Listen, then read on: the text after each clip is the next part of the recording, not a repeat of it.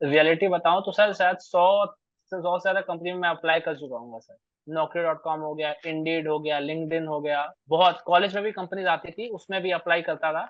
But मुझे उससे उससे कुछ ख़ासा रिज़ल्ट नहीं मिला।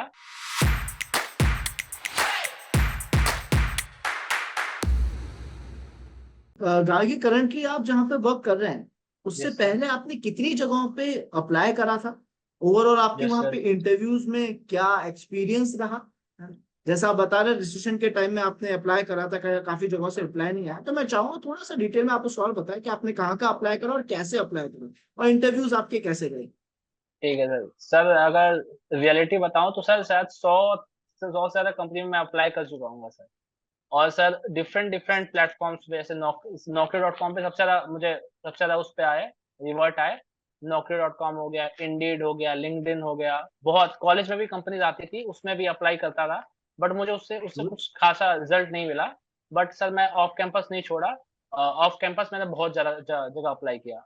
और सर मेरे बहुत सारे इंटरव्यूज़ हुए और कुछ कंपनीज़ थी जिसमें हो गया, लेकिन वो बॉन्ड करती थी कि 2 साल 3 साल का वो करती थी, तो मुझे वो चीज़ नहीं चाहिए थी, तो मैं वहाँ से हट गया। फिर कुछ कंपनी जैसे मैंने बताया कि सर सॉफ्टवेयर टेस्टिंग की कंपनी थी, उसमें हो भी गया, उसके बाद वो ऑफर लेटर नहीं दे रहे थे कई महीनों तक। फिर ये सब चीज़ें थोड़ा-सा मतलब होता था कि सर हो भी गया है और फिर कुछ नहीं मिल रहा है। तो सर वैसे-वैसे मैं ऐसा अप्लाई करते गया, फिर अब जाके सर इस कंपनी में जाके मिला सर मुझे। वैसे आपको याद होगा हमारे बैच के स्टार्टिंग में मैंने कोट बताया था, ट्राई टिल सक्सीड। आपने उसे बहुत यस अच्छे सर, से फॉलो करा, यस बिकॉज सर, आपने बहुत ज्यादा एफर्ट्स डाले, और ट्रस्ट मी, जो एफर्ट्स डालता है, जो उस जगह पे ना yes try sir, to yes sir, succeed वाले फॉर्मूला को यूज देता है, कहीं ना कहीं सक्सेस तो डेफिनेटली मिलेगी। Yes sir, yes. Very good, बात तो वेरी सही गुड। है। अच्छा, एंड एक और जरूरी पार्ट इसी के अंदर, जब आप अप्लाई कर रहे थे तो इंटरव्यूज में क्या कुछ प्रॉब्लम्स आपने फेस करी, कुछ ऐसी प्रॉब्लम्स जो आप बाकी सबसे शेयर करना चाहें ताकि वो उसके लिए पहले से प्रिपेयर हो सके? सर इंटरव्यूज़ में मैंने फेस की कि मतलब अगर मान लीजिए प्रोग्रामिंग की बात करूँ, जैसे कोडिंग वगैरह क्वेश्चन्स के कभी-कभी मान लीजिए बहुत डिफिकल्ट आ गए। और जैसे मैंने अभी रिसेंटली एक इंटरव्यू दिया था, वो सॉफ्टवेयर टेस्टिंग की कंपनी थी। तो मैं ना क्या करता था कि उस कंपनी के बारे में ज़्यादा रिसर्च नहीं करता था। तो अगर आप रिसर्च नहीं करते तो आपको पता नहीं चल पाता कि किस टाइप के क्वेश्चन्स वो पूछती है।